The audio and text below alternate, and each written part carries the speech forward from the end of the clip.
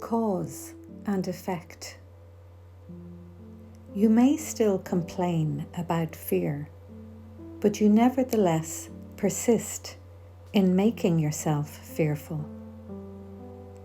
I have already indicated that you cannot ask me to release you from fear. I know it does not exist, but you do not. If I intervened between your thoughts and their results, I would be tampering with the basic law of cause and effect, the most fundamental law there is. I would hardly help you if I depreciated the power of your own thinking.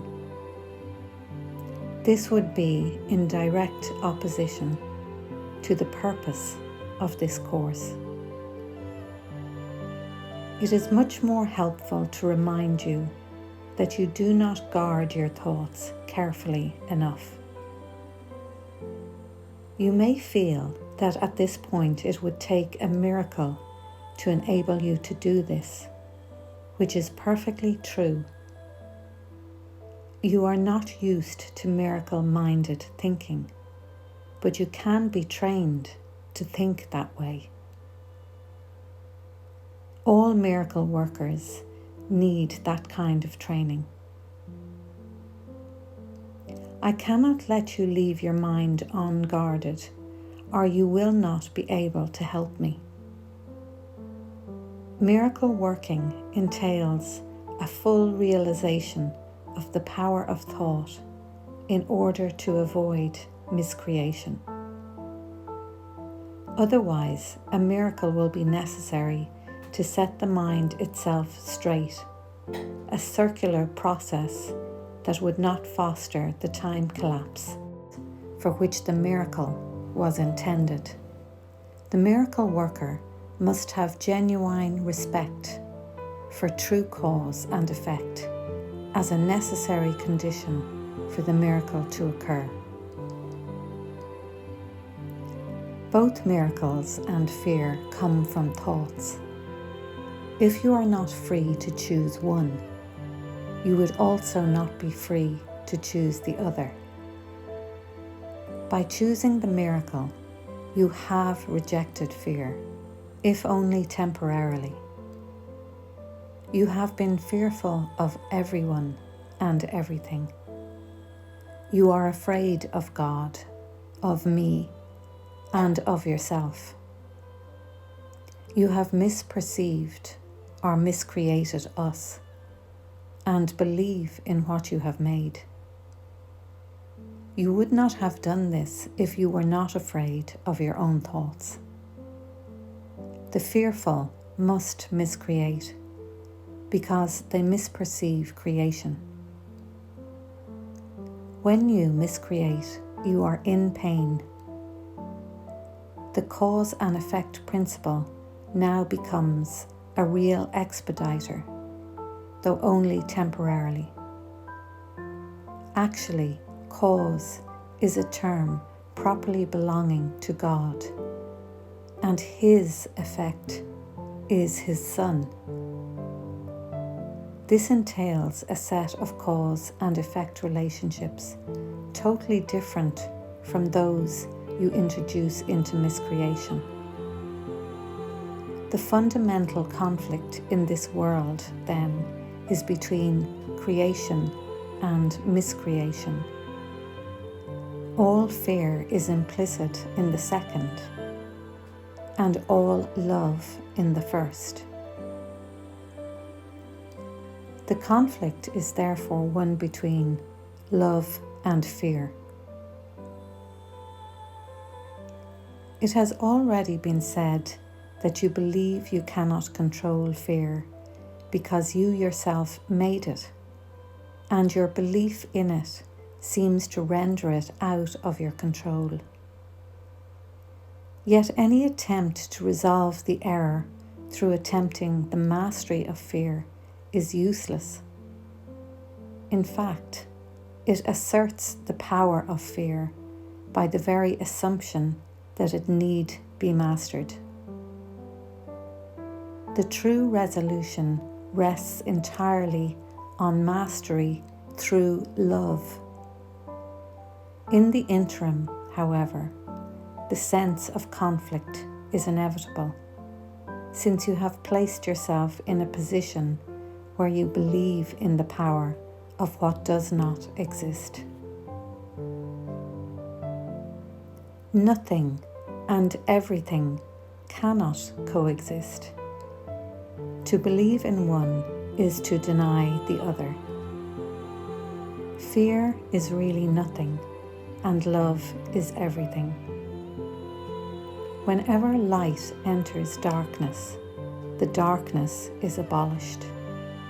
What you believe is true for you. In this sense, the separation has occurred, and to deny it is merely to use denial inappropriately. However, to concentrate on error is only a further error. The initial corrective procedure is to recognize temporarily that there is a problem, but only as an indication that immediate correction is needed. This establishes a state of mind in which the atonement can be accepted without delay. It should be emphasized, however, that ultimately no compromise is possible between everything and nothing. Time is essentially a device by which all compromise in this respect can be given up. It only seems to be abolished by degrees, because time itself involves intervals that do not exist. Miscreation made this necessary as a corrective device. The statement, "For God so loved the world that he gave his only begotten Son, that whoever believeth in him should not perish, but have everlasting life," needs only one slight correction to be meaningful in this context. He gave it to his only begotten Son. It should especially be noted that God has only one Son. If all his creations are his sons, everyone must be an integral part of the whole sonship. The sonship, in its oneness, transcends the sum of its parts. However, this is obscured as long as any of its parts is missing. That is why the conflict cannot ultimately be resolved until all the parts of the sonship have returned. Only then can the meaning of wholeness in the true sense be understood. Any part of the sonship can believe in error or incompleteness if he so chooses. However, if he does so, he is believing in the existence of nothingness. The correction of this error is the atonement. I have already briefly spoken about readiness, but some additional points might be helpful here. Readiness is only the prerequisite for accomplishment. The two should not be confused. As soon as a state of readiness occurs, there is usually some degree of desire to accomplish, but it is by no means necessarily undivided. The state does not imply more than a potential for a change of mind. Confidence cannot develop fully until mastery has been accomplished. We have already attempted to correct the fundamental error that fear can be mastered, and have emphasized that the only real mastery is through love. Readiness is only the beginning of confidence. You may think this implies that an enormous amount of time is necessary between readiness and mastery, but let me remind you that time and space are under my control.